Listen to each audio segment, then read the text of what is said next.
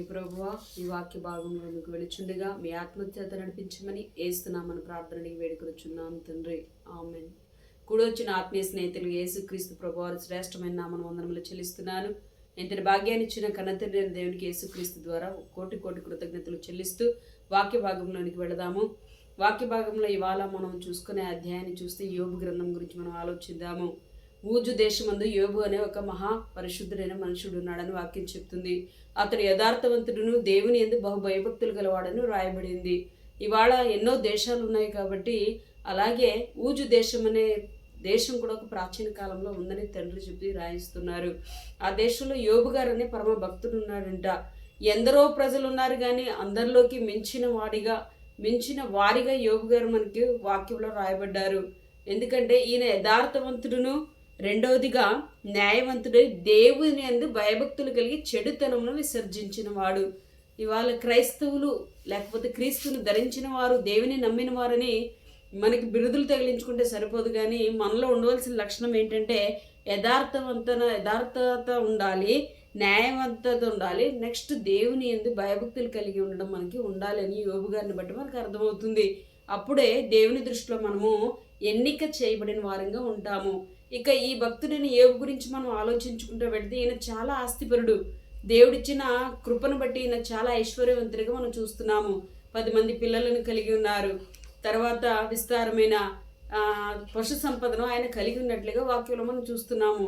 ఒంటెలు కానీ గొర్రెలు కానీ ఆయనకి విస్తారమైన సంపదలు మనం ఉన్నట్లుగా వాక్యంలో చూస్తున్నాము.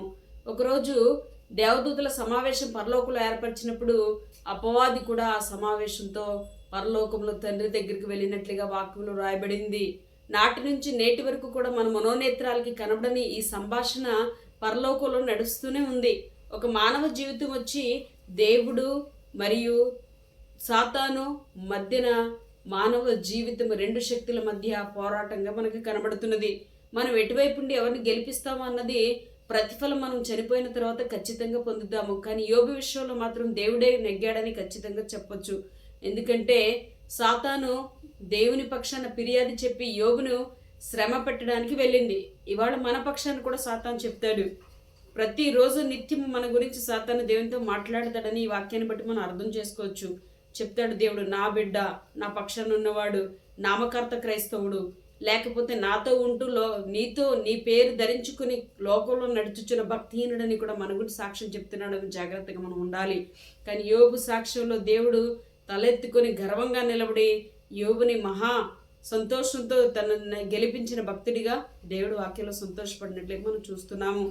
ఈ యోబు గారు ప్రార్థనా పరుడై ఉన్నారు, భక్తి పరుడై ఉన్నారు, విశ్వాసం ఉంచిన వాడై ఉన్నాడు దేవుని యందు. గనుక సాతాను దేవుని యొద్దకు వెళ్ళి శోధించాలని తండ్రి యొద్ద పన్నాగాలు పన్నడాన్ని మొదలుపెట్టాడు.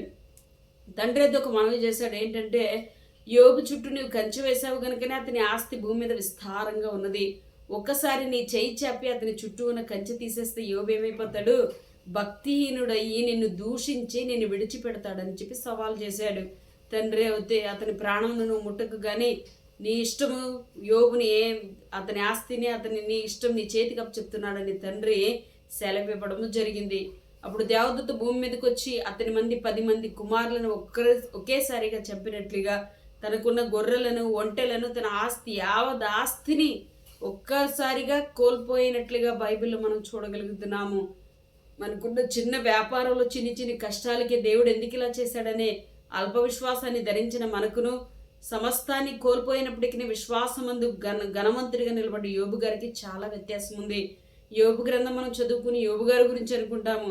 యోబు లాంటి విశ్వాసం మనం కలిగి ఉండాలని ఎంతమంది క్రైస్తవులుగా మనం ఆలోచిస్తున్నాం అన్నది రాత్రి కాలంలో మనం ఆలోచించాలి. ఇక యోబు గారు తన 10 మంది పిల్లలు ఆస్తి పోయినప్పుడు అన్న మాట చాలా ఆశ్చర్యం కలిగిస్తుంది. యోబు గ్రంథము 1వ అధ్యాయము 21వ వచనంలో, నేను నా తల్లి గర్భము నుంచి దిగంబరినే వచ్చి దిగంబరినే అక్కడికి తిరిగి వెళ్ళేదను. యెహోవా ఇచ్చని యెహోవా తీసుకుని పోయిన. ఎంత గొప్ప విశ్వాసము! ఒంటెలు, గాడిదలు, గొర్రెలు కావాలి మళ్ళీ సంపాదించుకొచ్చండి. 10 మంది యవ్వన పిల్లలు కోల్పోయినప్పటికీ కూడా యోబు గారి విశ్వాసం చెక్కు చెదరనిదిగా ఉన్నది. ఎంతటి గొప్ప విశ్వాసం కలిగి ఉన్నారు యోబు గారు. ఇవాళ మన విశ్వాసం యోబుని పోల్చుకుంటే ఒక్క మూలది కూడా కాదు. మనం యోబు లాంటి విశ్వాసం కలిగి ఉన్నామా? నామకార్థులుగా ఉంటున్నాము. పెదవులతో దేవుని స్తుతించే వారుగా ఉంటున్నాము, లోపల వేషాలు వేసే వేషధార క్రైస్తవులుగా ఉంటున్నాము, అసహ్యాన్ని కలిగించే క్రైస్తవులుగా, దేవుని నామాన్ని దూషించే క్రైస్తవులుగా, మన సాక్ష్యాలను బట్టి ఆయనను అపకీర్తి తెచ్చే వారంగా మనం ఉంటున్నాము. ఏర్పరచబడిన మిమ్మల్ని బట్టి కదా క్రీస్తునామం మళ్ళీ సిలువేయబడుచున్నదని పౌలు గారు రాసినట్లుగా ఇవాళ మన జీవితాలు ఉంటున్నాయి. కానీ యోబు గారిని బట్టి ఎక్కడా దేవుడు దూషింపబడలేదు, ఓడిపోలేదు. తన తండ్రి అయిన దేవుని యోబు గారు తలెత్తుకునేటట్టుగా, గణపరిచినట్లుగా, నిలబెట్టినట్లుగా, విజయంతో గెలిపించినట్లుగా వాక్యంలో రాయబడుతుంది. సమస్తాన్ని కోల్పోయిన యోబు గారు, నేను తల్లి గర్భమందు దిగంబరిగా వచ్చాను. మనందరం ఎలా వచ్చామండి భూమి మీదకి? దిగంబరిగా వచ్చాము. ఏమీ తీసుకుని రాలేదు. ఒట్టి చేతులతో వచ్చిన మనము ఒట్టి చేతులతో తిరిగి వెళ్ళిపోవాలి. ఇది అందరికీ తెలిసిందే. అయినను మూర్ఖత్వంగా సాతాను వైపు ఉంటూ, సాతాను చేష్టలతో మనం మన శరీరాలని, మన మనస్సులను నింపుకుంటూ చివరికి మన ఆత్మను మనమే నరకానికి చేర్చుకున్న వారంగా ఉంటున్నాము. ప్రియ క్రైస్తవుడా, ప్రియ సహోదరుడా, యోబులాంటి విశ్వాసాన్ని మనం కలిగి ఉందాము. ఎందుకంటే మరణం ఏ రాత్రి ఏ క్షణాన్న మనల్ని కమ్ముకొస్తుందో తెలియదు. ఏ క్షణాన్న ప్రభు మన ఆత్మని మన నుంచి వేరుపరుస్తారో అన్న విషయం మనకు తెలియదు కనుక యోబులాంటి భయభక్తిని మనం కలిగి ఉందాము.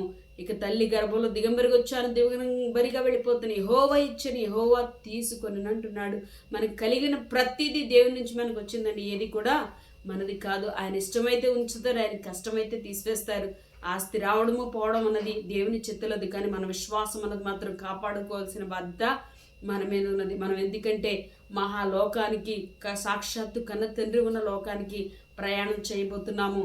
ఆ మహాలోకానికి వెళ్ళాలంటే ఇక్కడ అనేకమైన శరీరాశలను వాక్యంతో నలగగొట్టుకోవాలి.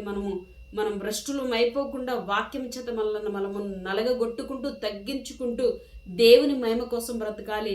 ఇవాళ ఎందరో క్రైస్తవులుగా ఉన్న మనము మన అధికారాల కోసము, మన పేరు కోసం, మన ప్రఖ్యాతల కోసం దేవుని మహిమను కూడా దొంగిలించడానికి వెనకాడని బుద్ధిహీన క్రైస్తవులు కూడా తయారవుతున్నారు. అటువంటి వాళ్ళు మనం చేరకూడదు. ఎందుకంటే ప్రతి ఒక్క దానికి జీతం ఉన్నది, ఫలం ఉన్నదని దేవుడు చెప్తున్నారు కనుక యోబు లాంటి విశ్వాసాన్ని మనందరం ధరించుకుని ఏది ఉన్నా ఏది లేకపోయినా నేను నా ఇంటి వారు యెహోవాను సేవించదమని యెహోషువ గారు, యోబు గారు, ఎంతోమంది భక్తులు బైబిల్ ఎలా అయితే తమ జీవితాలను ప్రభుకు సర్వస్వంగా అర్పించారో అటువంటి రీతిగా అర్పించాలని చెప్పి ఈ వాక్యాన్ని ఇంతటితో ముగిస్తున్నాను.